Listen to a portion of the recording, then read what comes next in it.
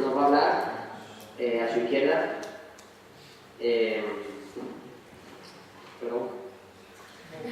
el catedrático de Derecho Procesal de la Universidad de Salamanca, el profesor, ahora sí, doctor Nicolás Rodríguez García.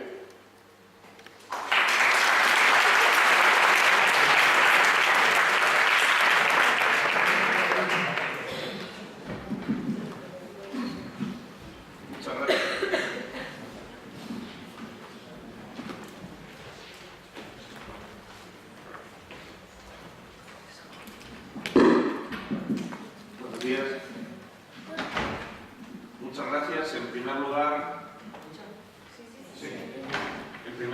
mis palabras lógicamente tienen que ser de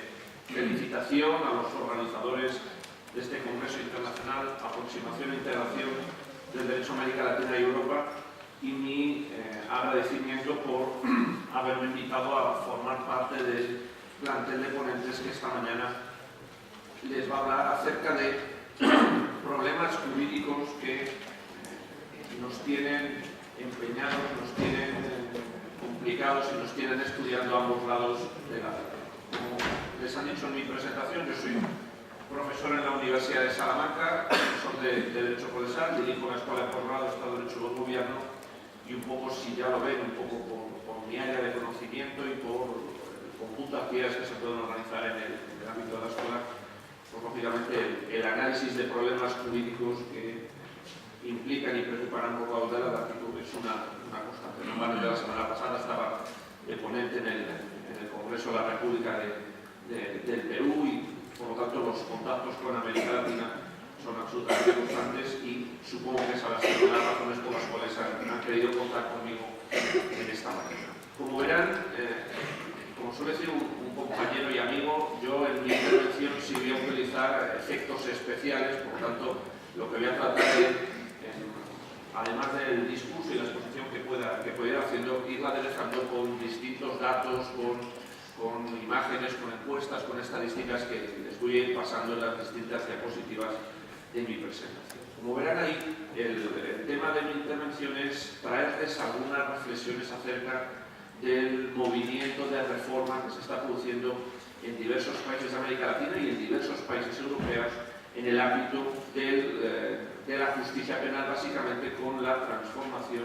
de los distintos códigos de proceso penal. Como todos ustedes sabrán, ese es un tema absolutamente caliente en nuestro país, porque hace unos meses el ministro de Justicia encargó a una comisión compuesta por fiscales, abogados del Estado, catedráticos de procesal, jueces, la elaboración de un anteproyecto de código de proceso penal, pero justamente, fundamentalmente en los últimos 15 años, en la mayor parte de países de América Latina, ese movimiento que nosotros estamos llevando ahora, esa reflexión colectiva acerca de cuáles tienen que ser las trazas del nuevo sistema jurídico penal del siglo XXI, en muchos de los países de América Latina ya se han ensayado muchas de las reformas, y muchos de los principios basilares de los códigos que se han adoptado en esos países están siendo objeto de reflexión en Euskadi.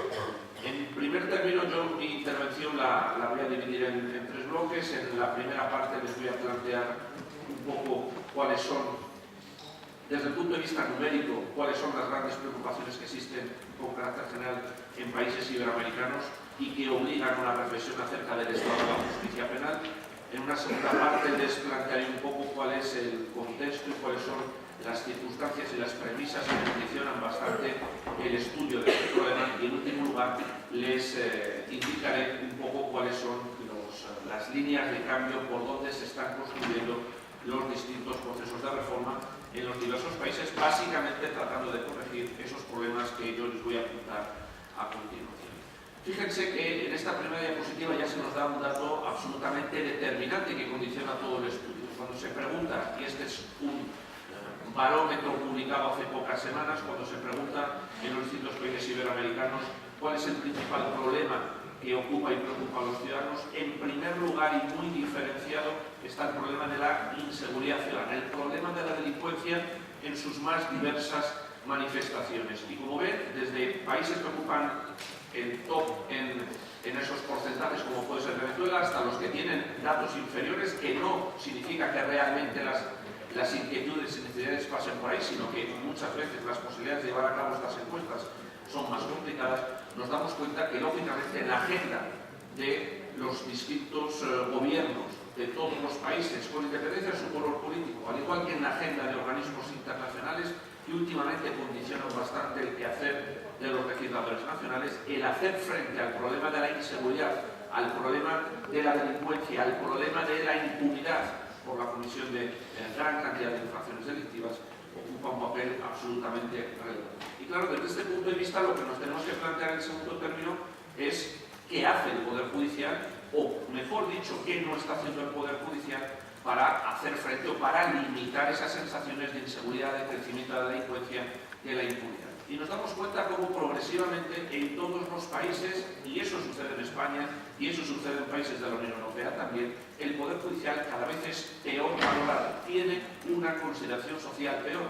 Por lo tanto, algo que va a condicionar bastante todo lo que yo les voy a exponer a continuación es que en todos los procesos de reforma, más allá de tratar de arbitrar cambios legislativos, lo que también se pretende es que esos cambios lleguen a calar en la ciudadanía para que esos sentimientos de inseguridad, esos sentimientos de impunidad absoluta no puedan acampar a sus anchas. Y fíjense que justamente cuando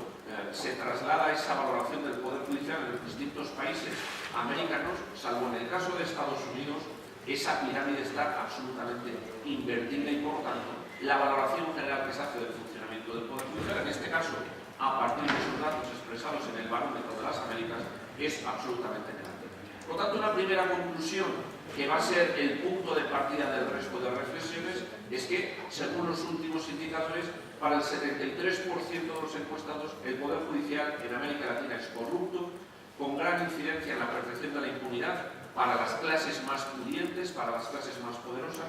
generador de inseguridad para los ciudadanos comunes, para los ciudadanos de a pie, y además generador también de un sentimiento de rechazo, de un sentimiento de exclusión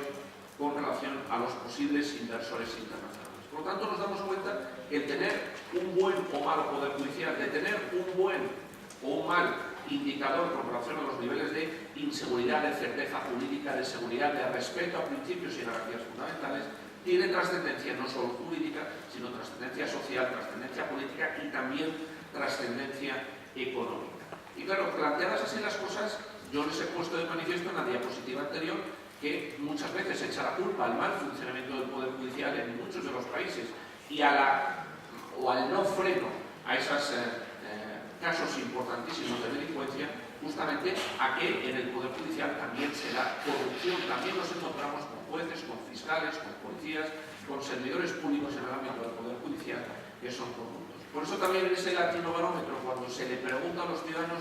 cuáles deben ser los valores que deben ser más importantemente defendidos en la construcción de su Estado de Derecho, en el fortalecimiento de la democracia, el primero por encima de todos, el primer lugar por encima de todos lo ocupa la reducción de la corrupción a todos los niveles. Y es que si adentramos un poquito más acerca de este problema, nos damos justamente cuenta, y lo habrán visto estos días todos los que están en España, como, según los últimos barómetros, indicadores del Centro de Investigaciones Sociológicas del mes de abril, indica claramente cómo este es un problema radicalmente asentado en nuestras instituciones, tanto en el ámbito público como en el ámbito privado, y a ello no escapa el Poder Judicial. Fíjense que en esos datos que yo hoy les planteo y donde les contrapongo datos a nivel mundial, datos a nivel de América Latina,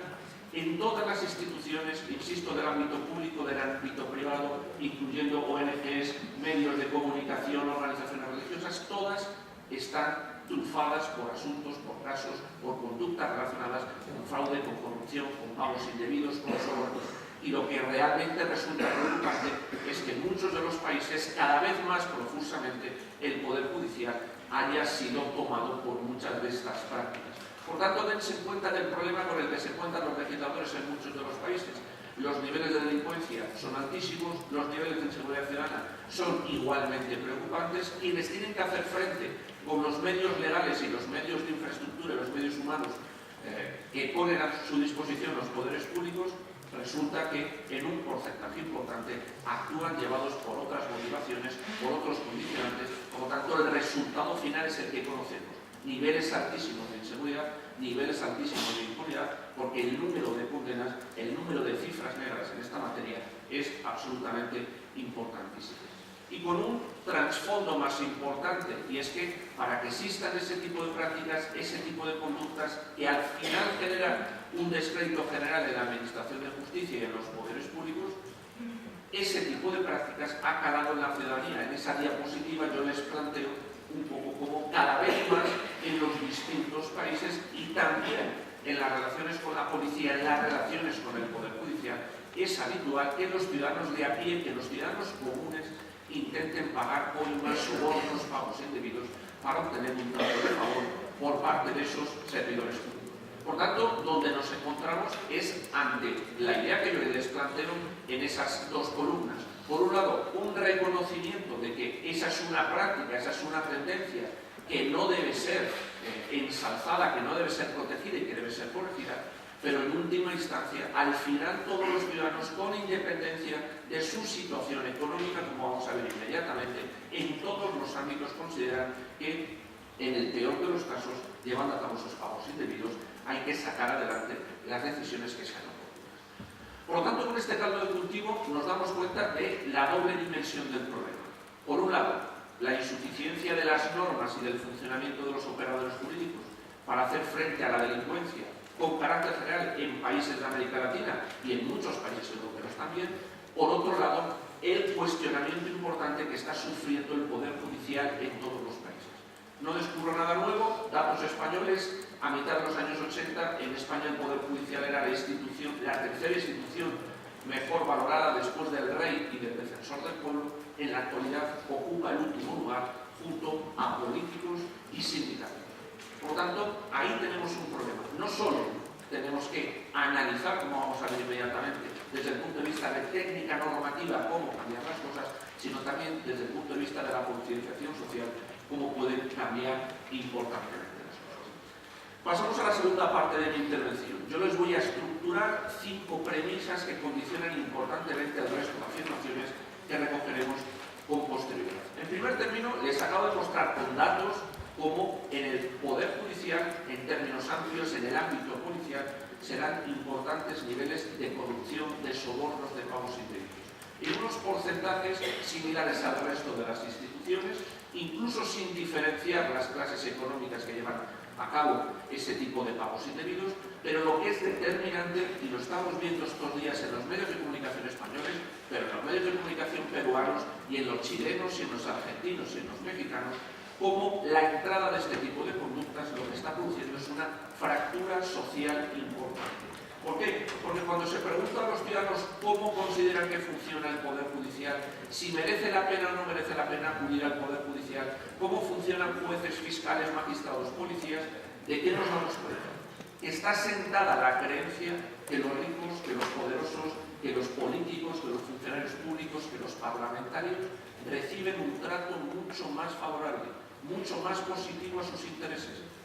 Por lo tanto, nos damos cuenta cómo no es un factor absolutamente inocuo o un factor que no tenga relevancia. Como habrán visto en estos días en nuestro país, dentro del discurso de los distintos partidos políticos, ocupa un papel importantísimo el tópico corrupción con relación a los cambios que se tienen que producir en el ámbito de la administración de justicia. Segundo elemento básico y fundamental, la mala imagen que en todos los países generalmente tiene el funcionamiento del Poder Judicial, el servicio de la administración de justicia. Y la gran culpa la tiene la valoración negativa que los ciudadanos efectúan de la justicia penal. Por tanto, cuando se pregunta a los ciudadanos si consideran que la policía, que los fiscales, que los jueces responden a sus inquietudes, se cumplen o no se cumplen todos los derechos y garantías que están reconocidos en la Constitución, hay un cumplimiento efectivo de su cometido,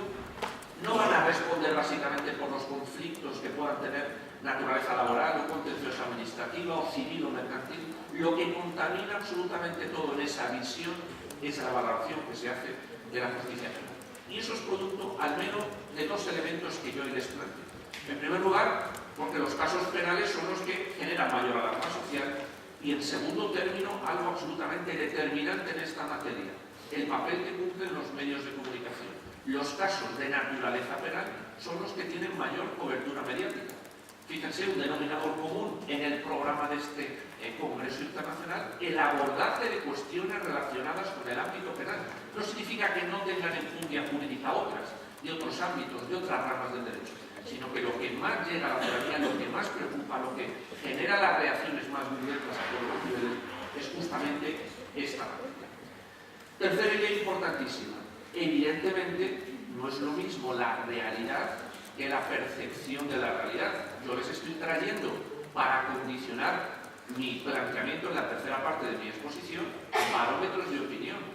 percepciones por parte de la ciudadanía. Pero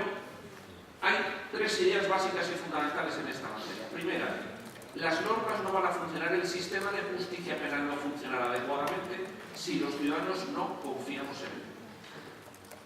Lo veremos dentro de un instante. Para que funcione bien la administración de justicia, en muchos de los casos, se va a pedir colaboración a los ciudadanos, denunciando, testificando, dando un paso al frente. Eso no es posible si no confiamos en quienes están encomendados en exclusiva en la resolución de los conflictos. En segundo lugar, se producen de manera generalizada sentimientos de impunidad y de descrédito. Y debido a esa impunidad y a ese descrédito, lo que se produce es un paso atrás, no un paso al frente, sino un paso atrás por parte de los ciudadanos. Por lo tanto, un denominador común en todas las estadísticas que anualmente elabora el Consejo General del Poder Judicial o muchos de los poderes judiciales de América Latina es que los ciudadanos no denuncian, no colaboran con la administración.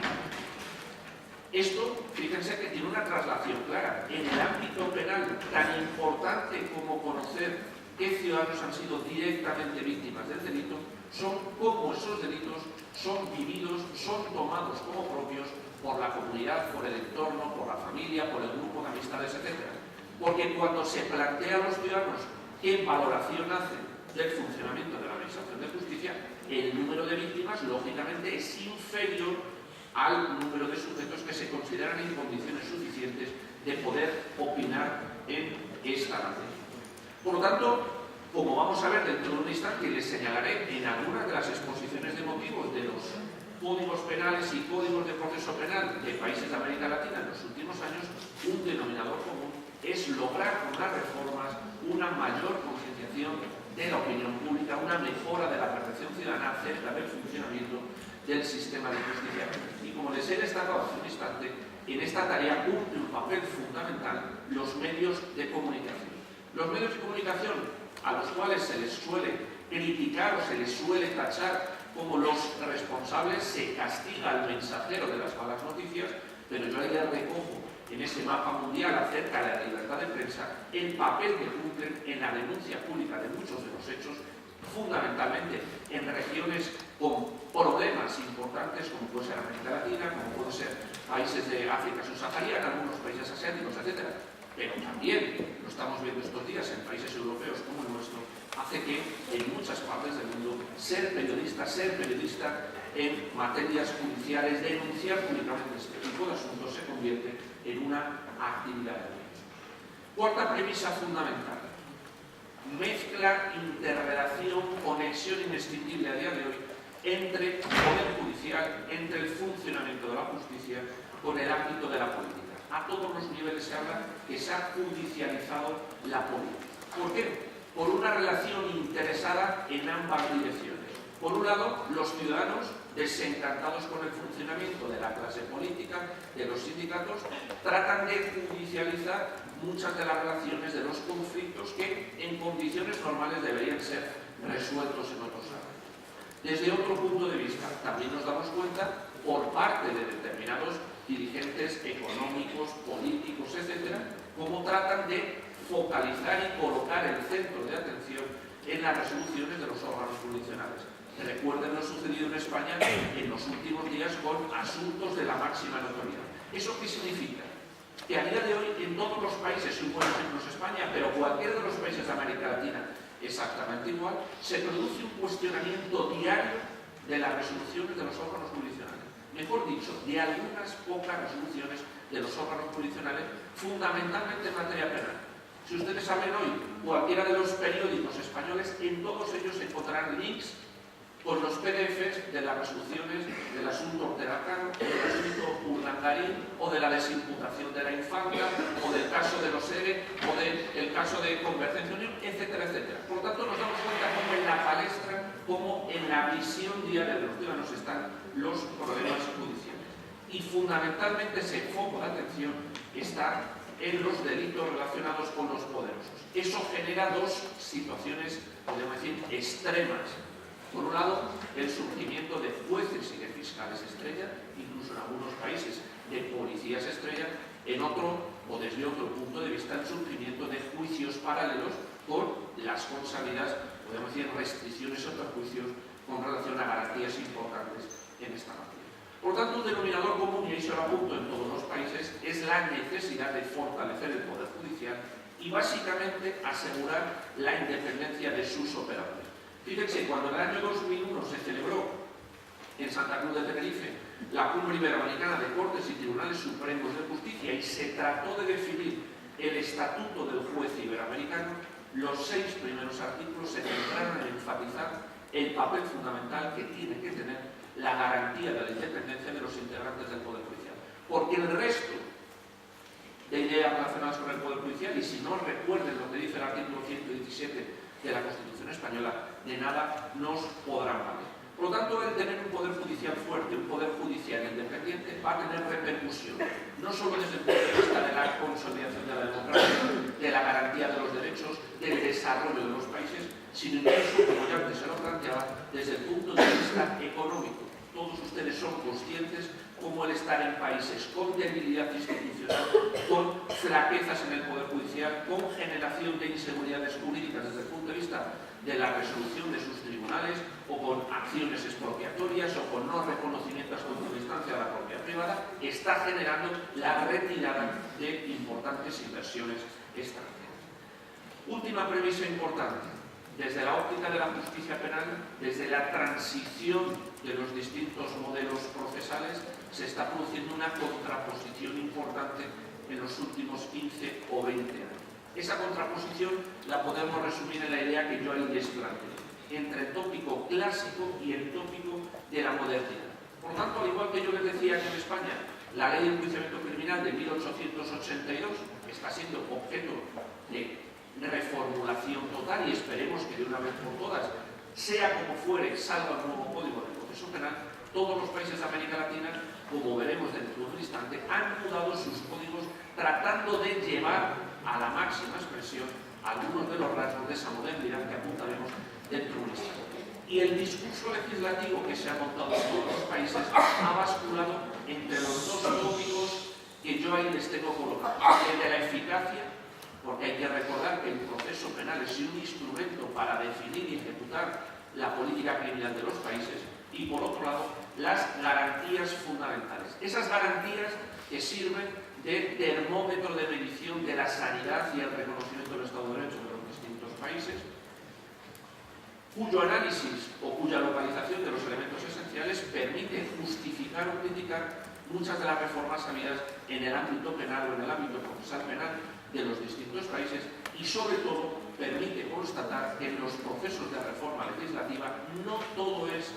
legislar. ¿Por qué? Porque esa legislación tiene que ser llevada a la práctica, esa legislación tiene que ser ejecutada por parte de operadores jurídicos que, entre otras cuestiones, tienen que ser diariamente formados, capacitados, reciclados en sus conocimientos, y además requieren importantes dosis de inversión. Paso a la tercera parte de mi exposición, planteando un poco el problema de los niveles de delincuencia, la necesidad de reformar el catálogo de medidas represivas, tanto desde el punto de vista sustantivo como procesal, como orgánico. Lo que les voy a plantear a continuación son cuáles son los retos en las reformas de los sistemas judiciales penales en América Latina, cuáles han sido un poco los condicionantes con los que se han llevado a cabo, y en 3 diapositivas les resumo un poco las líneas de actuación habidas en los últimos años. En la definición de los grandes retos, 2 ideas básicas y fundamentales. En primer lugar, el combate a la corrupción y al crimen organizado. Utilizo esos 2 criterios porque, en primer término, son conceptos simbólicos absolutamente abiertos, dentro de los cuales se meten gran cantidad de conductas delictivas. Producto de ello, Recuerden, dos de las convenciones que obligan a todos los países de América Latina y a todos los países europeos de Naciones Unidas, la Convención de Palermo contra el crimen organizado transnacional, la Convención contra la corrupción del año 2003 suscrita en Mérida, México. Por tanto, el leitmotiv, la justificación de muchas de las reformas está justamente aquí. Tenemos en el auditorio, tenemos en la mesa algunos peruanos. Se está tramitando ayer, se aprobó en el Senado del Perú un proyecto de ley en materia de crimen organizado. Por lo tanto, nos damos cuenta que cuando se habla de cambiar y de legislar en esta materia, no es en general, sobre todo, no es tirar a la basura todos los códigos penales o todos los códigos del proceso penal, sino seleccionar determinadas conductas, fundamentalmente las que podemos meter en esos dos grandes. Segunda necesidad, mejorar los niveles de confianza en el Poder Judicial. ¿Por qué? Porque hemos visto que algo que demandan los ciudadanos de todos los países de América Latina es mejorar la seguridad ciudadana, y nos hemos dado cuenta que ese es el principal problema, que se ve aderezados con otros, como la pobreza, como la debilidad institucional, como el narcotráfico, como el terrorismo, como el tráfico de seres humanos, pero como denominador común ahí está. Nos damos cuenta también por los números que yo hoy les presento, que el hablar de estas conductas es hablar de los costes que generan, no solo en términos directos, por las consecuencias económicas de esos delitos, sino por los grandes recursos que tienen que destinar los gobiernos de todos los países tratando de hacer frente a los mismos. Yo ahí les recojo entre el 2 y el 11% del Producto Interior Bruto de los países de América Latina se emplean en acciones de represión de la delincuencia. Imagínense, el 10% de los recursos. Por lo tanto, cuando hablamos de los niveles de desarrollo y de los niveles de crecimiento, ellos se ven frenados fundamentalmente porque se tienen que utilizar importantes recursos económicos en áreas de represión de la delincuencia. Nos damos cuenta además de que el problema de la delincuencia y de la inseguridad afecta fundamentalmente a las clases más desfavorecidas, a los pobres. Recuerden lo que yo antes les decía, la generación de este tipo de conductas lo que provoca es un fraccionamiento social. Por eso luego cuando se pregunta al ciudadano común cómo valora el funcionamiento de las fiscalías, de los policías, de los jueces, considera que hay un tratamiento absolutamente desigual entre pobres y ricos. Llegados a ese punto, ¿ante qué tesitura se encuentran los legisladores? ¿Qué es lo que se demanda por parte de la ciudadanía? Mejorar los niveles de represión. Fíjense en ese indicador. Si antes decían los ciudadanos que el principal problema que tienen sus países es el de la delincuencia, el de la inseguridad ciudadana, cuando se le dicen cuáles deben ser las medidas que tienen que ser operadas por sus responsables políticos, en primer término,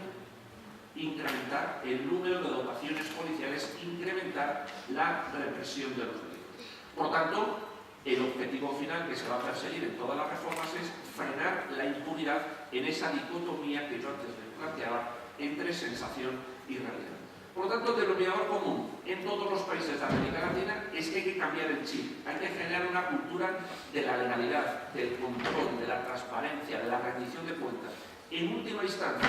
porque ello va a permitir hacer efectivos derechos y garantías que en todas las constituciones, en los tratados y acuerdos internacionales en materia de derechos humanos están reconocidos, como la igualdad, como la seguridad jurídica, etc. En el diagnóstico general que yo les planteaba, les apunto algunas cuestiones pertinentes. En primer término, esa legislación que yo les he dicho que se está focalizando en todos los países en tópicos como terrorismo, como narcotráfico, como crimen organizado, como blanqueo de capitales, no son los casos más frecuentes, pero sí son los casos que mayor alarma social provocan y que por lo tanto su control más o menos efectivo condiciona la valoración que vayan a hacer los ciudadanos del funcionamiento del Poder Judicial. Segundo dato importante, todos esos delitos que yo les señalo tienen algunos denominadores comunes. El ser catalogados, muchos de ellos, como delitos sin víctima. No porque no tengan una víctima directa, que la tienen, sino por el efecto traslacional, por el efecto de contaminación, por el efecto de inquietud social y de alarma que generan en la colectividad. Por lo tanto, cuando hablamos de asuntos de narcotráfico, de crimen organizado, de corrupción, no hablamos solo de los perjuicios que sufren los directamente afectados, sino como las reglas básicas de la convivencia, como los pilares fundamentales del Estado de Derecho se ven resquebrajados por ese tipo de conductas. Y el tercer elemento común es la complejidad que conlleva su investigación y su enjuiciamiento, lo que lleva